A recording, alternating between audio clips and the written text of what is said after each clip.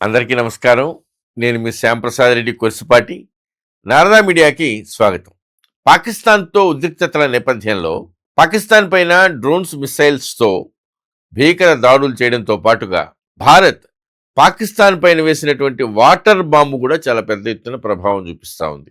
పెహల్గాం దాడి తర్వాత మన ప్రభుత్వం పాక్తో సింధు జలాల ఒప్పందాన్ని రద్దు చేసినటువంటి సంగతి మనకు తెలిసిందే. ఈ క్రమంలోనే ఒక్క చుక్క నీటిని కూడా పాకిస్తాన్కి పోనివ్వకూడదని కేంద్రం నిర్ణయించింది. దీనివల్ల పాకిస్తాన్లో ఉన్నటువంటి సదరన్ సింధ్ ప్రావిన్స్లో ఉన్నటువంటి సుకూర్ తదితర ప్రాంతాల్లో తీవ్ర నీటి ఎద్దడి ఏర్పడింది. ప్రజలకి కనీసం తాగునీరు కూడా లేని పరిస్థితి, పవర్ సప్లైకి కూడా ఇబ్బంది ఏర్పడేటువంటి పరిస్థితి. కాబట్టి ఇప్పటికే ఆ ప్రాంత ప్రజలు తీవ్ర నీటి ఎద్దడితో చాలా ఇబ్బందులు పడుతున్నారు. టాయిలెట్కి వెళ్ళడానికి నీళ్లు లేవు, స్నానం చేయడానికి నీళ్లు లేవు, వంట చేసుకోవడానికి నీళ్లు లేవు, అంతెందుకు తాగడానికి కూడా గుక్కెడు నీళ్లు లేవు. అసలు పాకిస్తాన్లో 90% అగ్రికల్చర్ సింధు నది నీళ్ల మీదనే ఆధారపడి జరుగుతూ ఉంటుంది. ఇప్పుడు సింధు వాటర్ ఆగిపోవడంతో అక్కడ వ్యవసాయం చేయడం కూడా దాదాపు అసాధ్యం. దేశంలో ఆహార కొరత ఏర్పడేటువంటి ప్రమాదం ఉంది. ఇది కదా యుద్ధం అంటే, శత్రువుని చౌదెబ్బ కొట్టడం అంటే ఇదే కదా. ఇంకోవైపు జీలం నది గేట్లు ఎత్తేసి పాకిస్తాన్లో ఉన్నటువంటి ముజఫరాబాదు, హటియావాలా ప్రాంతాల్లో వరద ప్రవహింపజేసింది భారత ప్రభుత్వం. 1990 తర్వాత ఆ ప్రాంతంలో ఈ స్థాయిలో వరద నీరు ప్రవహించడం ఇదే మొదటిసారంట. దాంతో పాకిస్తాన్ ప్రభుత్వం ముజఫరాబాద్, హటియావాలా ప్రాంతాల్లో ఎమర్జెన్సీ ప్రకటించాల్సినటువంటి పరిస్థితి ఏర్పడింది. ఇళ్ళు వాకిళ్ళు మునిగిపాయా, ఇంట్లో ఉన్న వస్తువులన్నీ వరదలో కొట్టుకొని పోయా, ఎక్కడెక్కడి బురద, మడ్డి, మశానం అంతా ఇంట్లోకి కొట్టుకొచ్చా. ఏం చేయాలో తోచని స్థితి. కాశ్మీర్లో భారీ వర్షాలు కురుస్తున్నటువంటి నేపథ్యంలో భారత్ జమ్మూ కాశ్మీర్లో ఉన్నటువంటి రియాసీలో చీనాబ్ నదిపై ఉన్నటువంటి సలాలా ఆనకట్ట గేట్లను కూడా ఎత్తేసింది.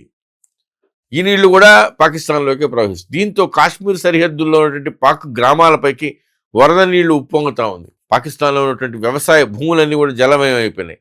దీంతో వాళ్ళకి తీవ్ర నష్టం వాటిల్లేటువంటి పరిస్థితి. వ్యవసాయ కార్యకలాపాలకు తీవ్ర అంతరాయం ఏర్పడింది. అబ్బబ్బబ్బబ్బా, మోడీ వ్యూహంతో ఊపిరాడక ఉక్కిరిబిక్కిరవుతా ఉంది పాకిస్తాన్. ఇప్పుడు తాజాగా సింధు జలాల విషయం పైన మరో సంచలన నిర్ణయం తీసుకుంది భారత్. సింధు జలాల వినియోగం పైన కేంద్ర మంత్రి సిఆర్ పాటిల్ శుక్రవారం అధికారులతో సమీక్ష నిర్వహించారు.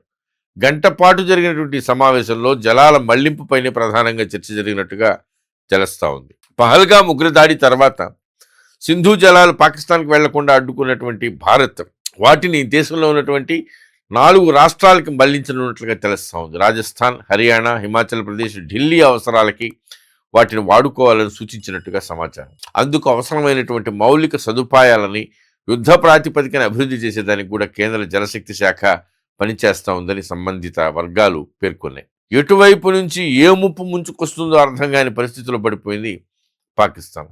ఇలా శత్రువు ఎప్పుడు ఏం జరుగుతుందో తెలియని అయోమయంలో, బెదురులో, భయంలో, కన్ఫ్యూజన్లో ఉన్నప్పుడే కదా కోలుకోలేని దెబ్బ కొట్టగలం. ఇప్పుడు నెక్స్ట్ అదే మిగిలింది. పాకిస్తాన్ని భారత్ కోలుకోలేని చావు దెబ్బ కొట్టడమే ఇక మిగిలింది. We all will wait and see. Bharat మాతాకి జై. ఈ వీడియో మీకు నచ్చినట్లయితే లైక్ చేయండి, షేర్ చేయండి, సబ్స్క్రైబ్ చేయండి. మీ అభిప్రాయాన్ని కామెంట్ల రూపంలో తప్పకుండా తెలియజేయండి.